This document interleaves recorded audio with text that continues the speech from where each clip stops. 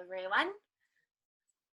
All right, so Kathy's been building her business for almost 17 years. Within 6 months of starting her business, she promoted herself to the top 2% of global multi-billion-dollar companies and has maintained that position for over 16 years. She has coached 3 other women into the top 2% positions and other into the top 10%. She has earned to use the use of 9 career cars and multiple team building awards and is passionate about helping women discover their inner strength and beauty. And here's a fun fact about Kathy. She's a black belt in Taekwondo. She's less than 20 hours away from finishing her master's certificate to becoming a neuro coach. She rocks. You'll love her. Thank you. Okay, so hold please. All right, so let me get this going. So boundaries, right? Oh my gosh, it's all about boundaries. So here's the deal with boundaries. They define everything in our life, right? You can't have water and land at the same time. There has to be a boundary, right? You can't have light and darkness at the same time. There has to be a boundary in order for things to work. So today we are going to go over, well, who do we set boundaries with? Okay, what is a boundary and why are, why are we setting? When do we set a boundary? That's important. Where do we set a, in what areas of our life do we set boundaries? Why is setting a boundary so important? We're going to start with that one first. And then how do we go about doing it? So by the end of this presentation, I want you guys to walk away feeling that you're equipped to identify who you need to set a boundary with, why you're setting a boundary, and then how to go about doing that. Okay. Hold on just a second. Let me see if I can. Okay. So I'm going to get rid of that little thing. So we're building our businesses and I'm going to gear this toward a business just so that you have an example, but we're building our businesses. And one of the most important things that we're doing is some kind of income producing activity. And you're going to be able to take this and apply it to your family, to yourself, to a workout schedule, to different relationships. You're going to be able to get the same concept. Okay. One of the things, hold on here. I don't know how you do that. One of the things that gets in our way are different things that come in and overshadow what we're trying to do in those income producing activities. So things like somebody, asking you to come in to go to work, or to do their job. How many times are we working with somebody and they'll say, hey, can you look over this report for me? I have to turn it into the boss at a certain time. Or, can you do this for me? Because I just don't have time to do it. I'm just overworked, kind of thing. We're there, not taking responsibility for their own job. Okay, so we're in this pandemic. How many of us, instead of doing an income producing activity, we're sidetracking ourselves with some kind of a craft project, right? Why, yes, I will fill in the blank. Like, what are people asking you to do that's not really on your agenda that day, but because they've overcommitted themselves, now they need help to do it. I know I'm great at that little comment to my family. Okay. Staying up too late, right, Kathy? We all do it. Where we stay up too late because we're just in a passionate thing, or we're in the middle of a book, or we just need some downtime. So let's watch a Hallmark movie starting at 10 o'clock at night, right?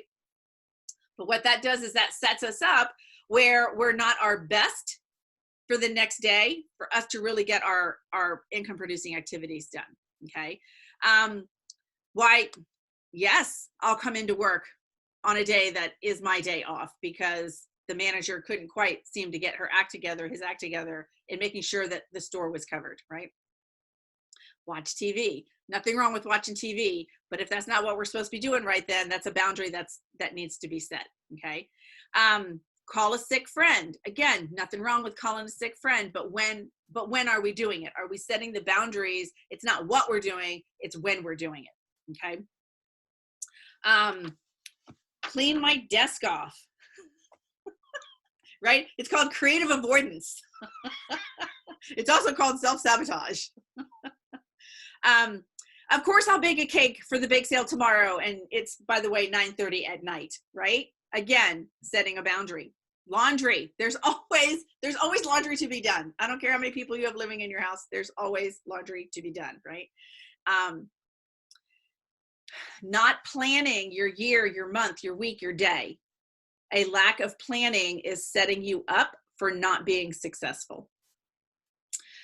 How many games of Candy Crush or other kind of game that we're playing on our device, right? They're addicting. They're designed, those games are actually designed to be addicting. Okay, so you got to watch ourselves there. Let's see. Walk the dog, right? Yes, the dog has to be walked, but does it need to be walked at a time when you're supposed to be working, right? Read a book. Fictional, non-fictional, doesn't make any difference. There's nothing wrong with reading a book, but if you're supposed to be working, that's a boundary that needs to be honored, okay? Wash the dishes. Okay, there's only me, my husband, and the dog, and we're pretty good about, no dishes in the sink, but I don't know, every now and then there's a cup on the counter or something like that. It bothers me. Clean the bathroom. I am amazed at how many times I will stop or not start making, booking calls or customer service follow-up calls, and I actually will go clean the toilet. I mean, that's bad creative avoidance, but at the end of the day, it's on my to-do list, but not at that particular time, okay? Cutting the grass or lawn or yard, things that have to be done around the house. All of these things, and what's happening is we have all of this stuff piling on top of what we're really supposed to be doing, where we then lose sight of what we're really supposed to be doing at that point, okay? Really?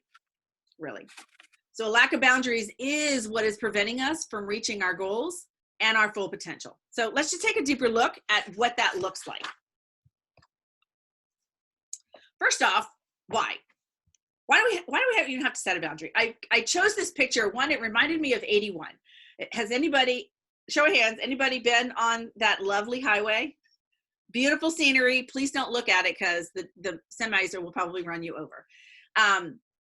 But if you look at how highways are designed, they have very clear boundaries. You stay on your side of the road and I'll stay on my side of the road. And let's not combine, because that will be a problem, right? There's a reason we have boundaries. They keep us safe. They keep us focused. They allow us to make the most of the situation and to be able to enjoy it to its full potential. So how do we know that we need a boundary? First off, if you're frustrated in an area of your life, it's probably because of one of two reasons. You don't have systems, which means you don't have boundaries. There's a lack of progress in an area of your life, whether it's losing weight, whether it's, making progress in your job where it's measurable things, where your sales aren't going up or your team building's not going up or whatever it is. It's most likely because there's not established boundaries in that area. There's an uncomfortableness. So this really comes into play with relationships. You're just kind of uncomfortable. Things aren't settling right in your heart with something or someone. There's typically because there needs to be a boundary that's set. And sometimes we realize there's a boundary that has to be set, but we're not really sure what the boundary needs to be. So hopefully by the end of this, you'll have a clear picture of what that looks like too. You're feeling taken advantage of, or that you're not respected. If you have a boss, I have a consultant in my unit who, I love to get a hold of her boss and just rip her face off. No, Carol, it's not you. But what she's asking her to do is unreasonable and unprofessional. And yet, because there's not a boundary set with the employee, the employer is able to walk all over her. And so there needs, for both parties, for both people, boundaries need to be set so that the relationship can be a healthy relationship. Okay. You may need to set a boundary if you feel like the job's just not getting done. You're spinning your wheel. If you feel like you're a hamster on a wheel, it might be a chance, an invitation for you to look, see if some boundaries need to be filled. You're feeling overwhelmed. This can be inside your job, outside your job. If you're just feeling overwhelmed with the situation, it might be that you're just being over responsible. Over responsible is when you're doing things that's not your responsibility. It's somebody else's responsibility. But because there's not a boundary set, you're doing what they should be doing. Okay. And sometimes you just set a boundary just cause, right? Just cause. Okay. Who do you set boundaries with? The first person you set a boundary with is you. You are the most important person, that you must respect your own boundaries. If you don't respect the boundaries you set, nobody else is going to respect them either. Okay. The next group is family. This can be really challenging. These are probably, in my opinion, the hardest boundaries to set because we continue to do life with these people. And I remember one time there was an issue with our son, Nick. I think he was in middle school. And I was just over it with the teachers. And, you know, as a typical mother, I think my child is perfect. Not really, but I'm just saying. But I could see both sides, but what I could not see was that the teachers were not working to help Nick get with the program. And Nick obviously was not working with them at all. And so Dave works out of our home, and I remember going to his office and saying, I need to speak with you. There's an issue with Nick. I'm over it. It's time for you to step in. And he very calmly turned away from his computer, looked me in the eye and said, I'll be happy to talk with you about this at lunchtime, but right now I'm working. Just very very nice. I mean, there wasn't an attitude in what he said or anything. Well, I put my little Irish butt up on my shoulders and I said, by the time you decide to have lunch, I'll have this solved. I don't need you. Thank you very much. And I stormed out of his office. Now, at the time, I did not do boundaries in life. I was not raised in a family that did boundaries. As a matter of fact, boundaries were looked upon as being disrespectful. Yes, I have a very dysfunctional family, and that's not the point. As an adult, that was the programming I had, that boundaries were disrespectful. So when he set a boundary with me about our son, I was like, buddy, I brought this child into the world by myself. I can figure this out by myself, right? Even though he was there coaching me. Anyhow, so family members can be the hardest ones to do. However, healthy boundaries with family members are essential for a happy, healthy family life. And like I said earlier, if you were not taught or learned boundaries as a child, it can be challenging to learn them as adults, and because of the way our brain works, you can learn, okay? Here's what I have discovered, and in not only my studying, but in life as well. Emotional separation in families is essential for you to be able to set boundaries. You have to be able to accept that you may be standing on your own until they come around, or if they don't, you still need to understand you're going to be just fine if they're not with you, okay?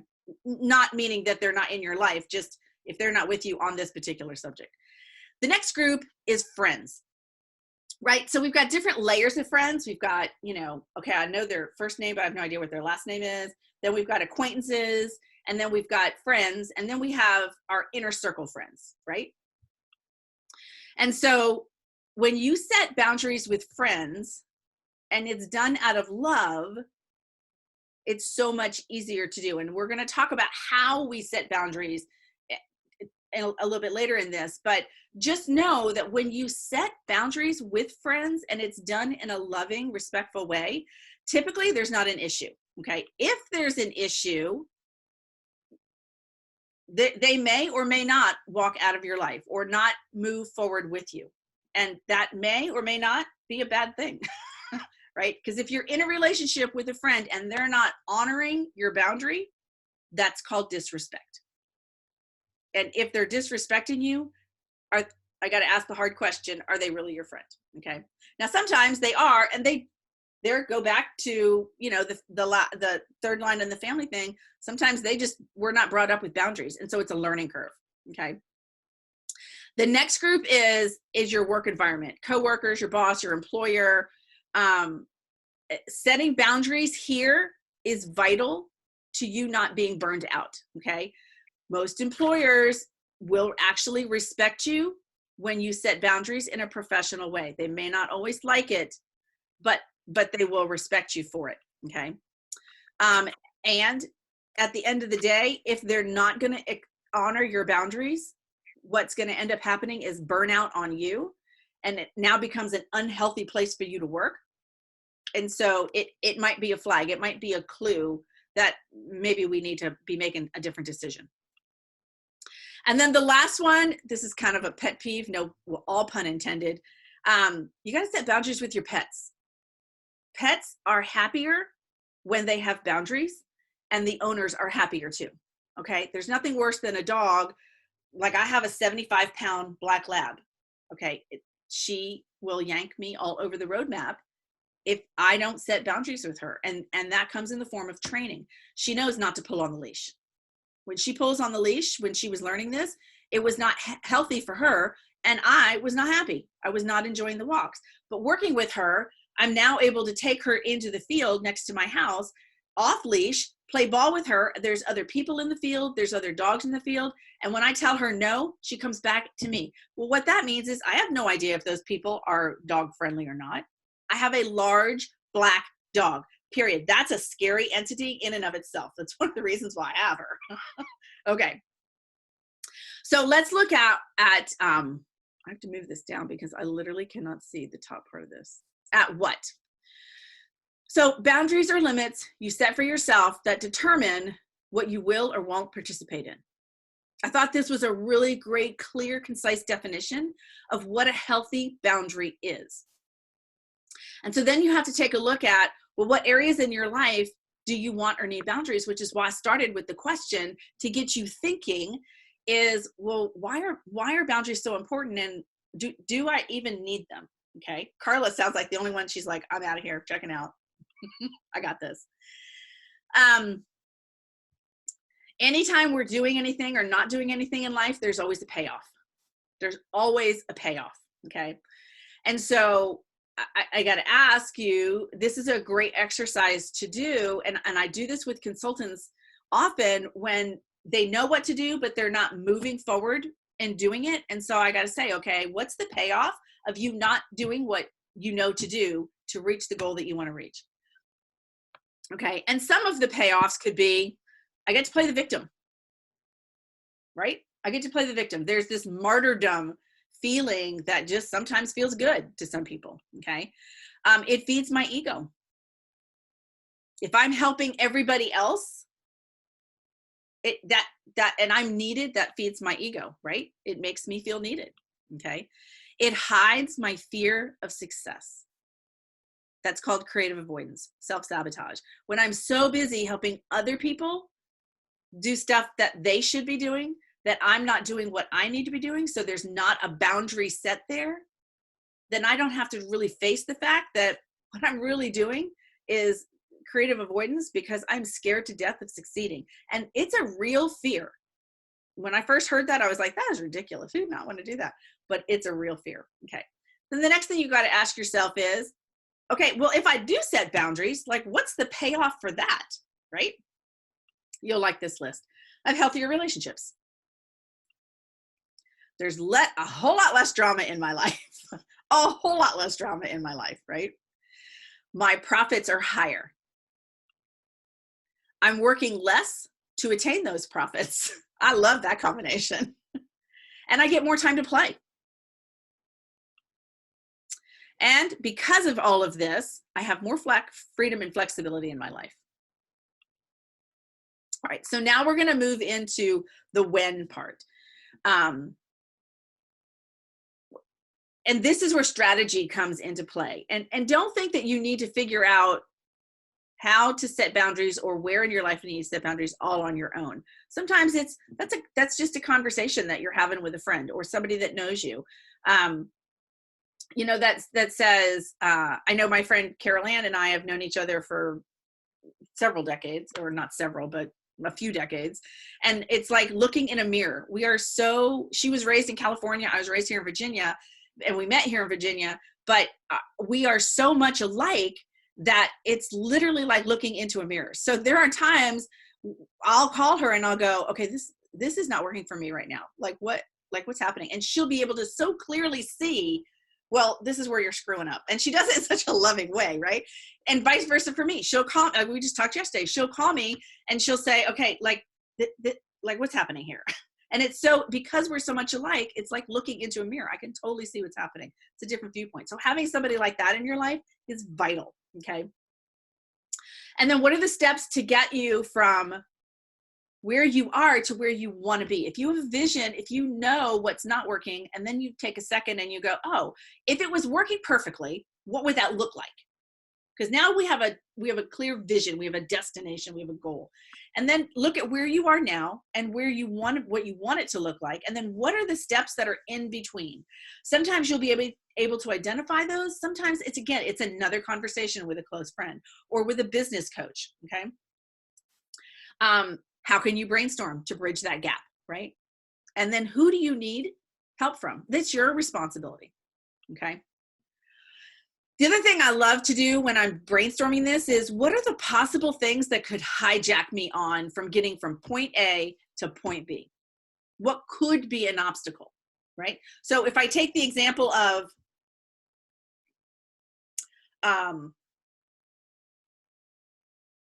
gosh, I have so many obstacles.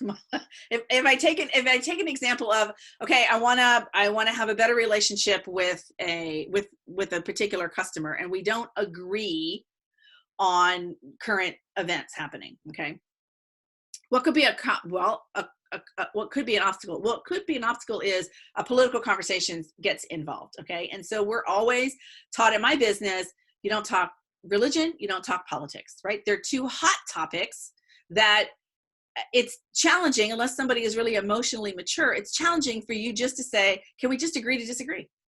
Can we just agree to disagree? Okay. I have an upline in my business, and she is doing something that I totally disagree with. I disagree with it morally. I disagree with it ethically. I disagree with, and it's nothing to do with her Mary Kay business, but it's just this side hustle she has. And I just completely disagree with it.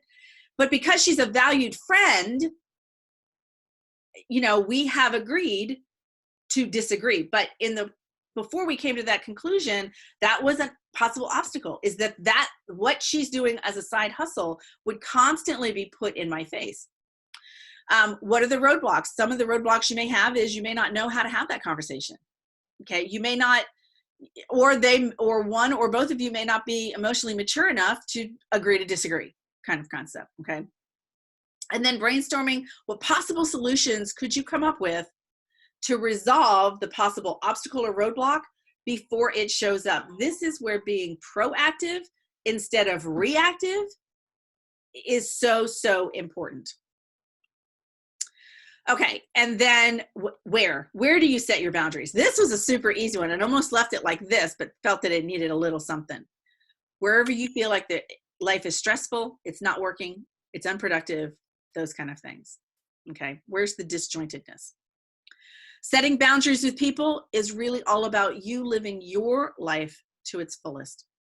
It really has nothing to do with them. It's all about you taking full responsibility for your success. It's all about you allowing the other person to take responsibility for their success. That's a hard one, especially when you're raising kids or you're mentoring people. It's because you know what to do. It's really challenging for me as a business coach, for me not to step in with consultants and give them the answer. But by doing that, I realize that I'm shortchanging them and I'm ripping them off of the personal growth that they will have in the process of figuring it out. Like Lucas, you guys know, my 9-year-old grandson has now discovered that he can cut the grass. Okay. It's that magical age in a boy's life where he can cut the grass. And now he can create a steady source of income for himself in the summertime. And of course, he hits us up first. Well, I'm having a conversation in my head because in our family, we don't charge family members for things. It's something that we do out of the graciousness of our heart. Right. And so there will be a conversation happening with him this week, setting that boundary that if you want to come cut my grass, I'll be happy to provide the lawnmower, the gas, the cookies, the refreshments, I'll be happy to help you with that. But I'm not going to pay you for that. And he may or may not accept that boundary. But I set the boundary, so I will be respecting that boundaries. If he cuts my grass, he'll get cookies and something to drink, but he ain't getting cash. I'll help him find customers. So if anybody needs their grass cut, let me know. It's about respecting ourselves and our goals. Okay. And then how do you set healthy boundaries? With love and clear communication and a commitment that what you're doing is really the best for all involved. And sometimes it's a situation where you may have to just talk to that person and say, I feel like we need to set a boundary here, and brainstorm with them. What boundary needs to be set in the relationship you have with that person? Okay. So I loved this. In summary, Nike's thing is always just do it. Okay. Just do it, damn it. Right? Just do it. Stop putting it off. This is a great reference. Boundaries. It's by Dr. Henry McLeod and Dr. John Townsend. When I read this book, when I read the introduction to this book, I was in tears because they were describing my life at the time. I've learned so much about boundary, and there's so many other resources out there. I just found this one to have everything kind of all in one kind of thing. It does have a Christian slant to it. So if that's not kind of where you're at, you may or may not like it, but I just really enjoyed this. And then I loved this because, everybody's wanting to go to the beach except for Gary, who seems to be living at the beach all the time. Setting boundaries with people who need them is a tremendous gift. It's bigger than giving them what they actually want. And this is so true, like when we're raising kids or helping to raise grandkids, we can't give them everything that they need. We're doing them a disservice. So I just kind of summarized this up a little bit.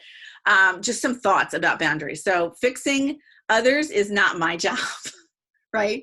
I can't tell you how many times I talk to consultants and they've got issues with their spouse or their kids or their parents. It's like, guys, fixing them is not your job.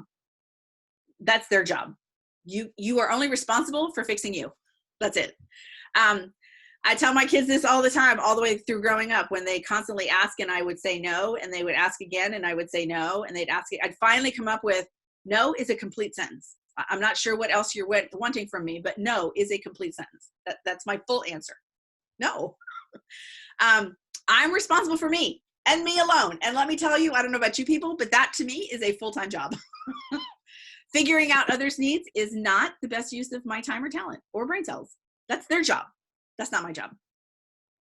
Whether you agree with my boundaries or not is really none of my concern. But my boundaries will be honored. Now, I don't know about you guys. I had a mom that was very controlling and very manipulative, and she did not honor boundaries at all. Physical boundaries like bedroom doors shut. Nope. That just meant she had to use a little extra effort to turn the knob and open it.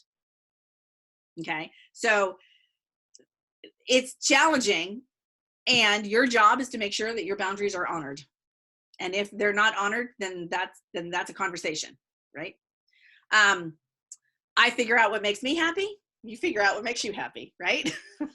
And my feelings are valid. This was a hard lesson for me to learn, is that my feelings were just as valid as somebody else's. And it's my responsibility to ask for what I want or what I need. And I know that boundaries are the best for me and the goals that I focus on. Other people who are wanting to infringe upon your boundaries may or may not know what your goals are. They may or may not even care what your goals are. Okay, but it's your job to make sure that the boundary is honored. I loved this because my mom, so Nick was quite the handful growing up. He was that kid who constantly challenged boundaries, right, Carol Ann? And I remember my mom telling me one time that children are like cows. I was like, I beg your pardon. Now, my mother was raised in the country, so I was beginning to get the analogy, but she said, children are like cows. When you put a cow in a new pasture, the first thing that cow does is it walks the perimeter of the pasture and checks how solid that boundary is. And if it finds a weak spot, it's going to worry that weak spot until it gets out.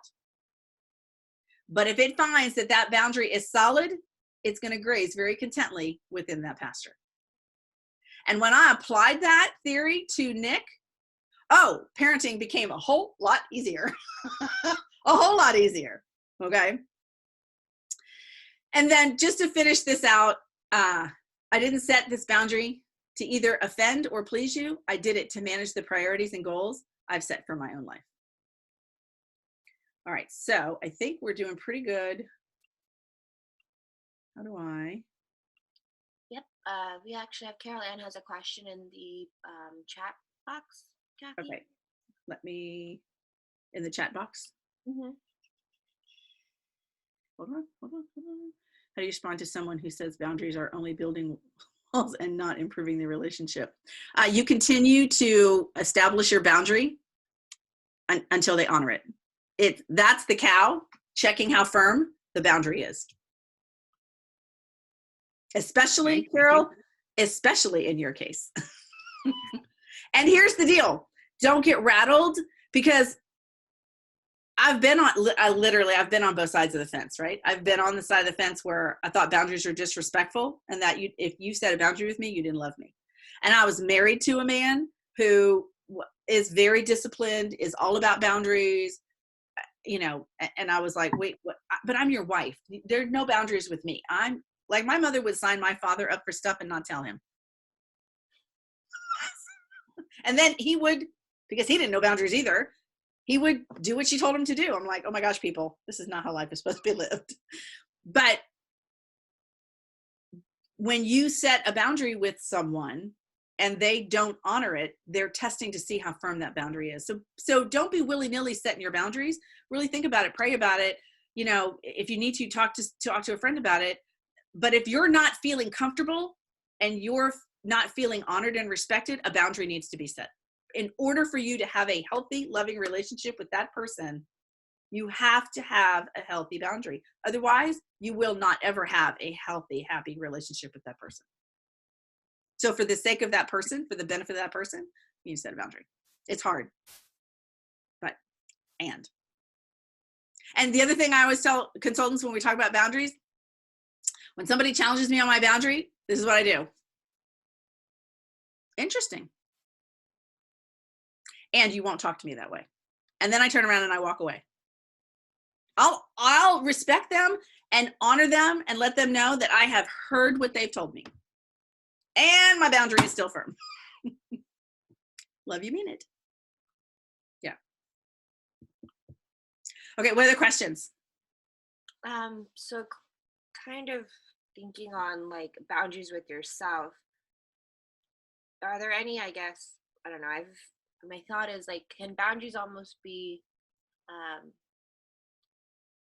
almost like an obstacle in itself to your like personal I don't know, personal boundaries and like what you would like to do, but not pushing yourself past that to see like what it could be. Like, can that almost be like detrimental to have defined boundaries in a way where that's it, I'm never crossing this line, and not having any flexibility to see or understand that there could be a little improvement, so to speak? And I say this kind of to like work, right? Like, my boundaries of work, just as an example, like I only do 40 hours. But if you go and hold that boundary like so close to the cuff and you're not willing to like budge on it, then your job might not see that you are willing to take a sacrifice for a weekend to work a few hours. They're never going to throw you on a project that's important because you're so stirred in your boundaries. I see what you're saying. Can it almost like hold you back? Not saying that you can't have boundaries, right. And like I know I saw the cons of like not having any boundaries, and that makes sense. But you have boundaries, but you're so hard strung on it. I think you need to decide, does that boundary even need to be set? Like if you've set a boundary and you say, I'm only working 40 hours a week, like have you thought that out? Like so what are the pros, what are the cons of doing that? But are there instances where you work a weekend?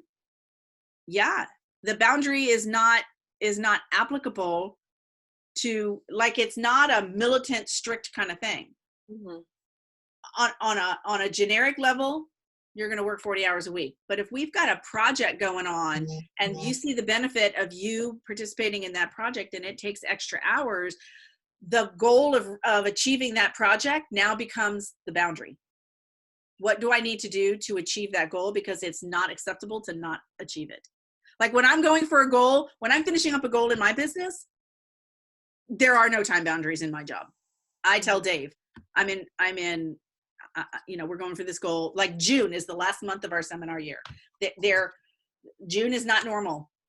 If Dave wants my time, he needs to plan it weeks in advance. Right now, here's the boundary I do have. I don't work on Sundays. Period. End of sentence. My consultants know you can call me on Sundays, but I'm not calling you back. You can text me, but I'm not texting you back. You can communicate with me any way you want, but it will be one-sided on Sunday. I will, however, respond to you first thing Monday morning after my networking meeting. That's the first thing on my agenda is, who do I need to call back? But I have a very firm boundary. I don't work on Sundays. I work 6 days a week. And the reason I work 6 days a week is because I have 2 hours of Shelby time on Tuesday. I have 2 hours of Lucas time on Wednesday. I have 2 hours of West time on Thursday. And that takes time away from my business. Yet it's important for me to reach my goals in my business. So my boundary is, okay, if I'm going to take that time and spend it with family during work during the week, then I'm going to make those hours up on Saturday. Mm-hmm. So does that help answer the question? Like Yeah. Sometimes the boundary needs to be taken down because a new boundary needs to be put in place for a temporary time frame. And there's nothing wrong with that. You're right. To be so militant with boundaries is like suffocating, right? That's not the purpose of boundary. The purpose of boundaries is to be able to provide us with freedom and flexibility. Okay. Thank you. Thank you. That does help. Thank you. Any other questions? Alexis has a question. Yeah, so my character and how I was brought up is very, what would be a good word? Just very, oh gosh, I guess the word would be maybe meek. So confrontation isn't good for me.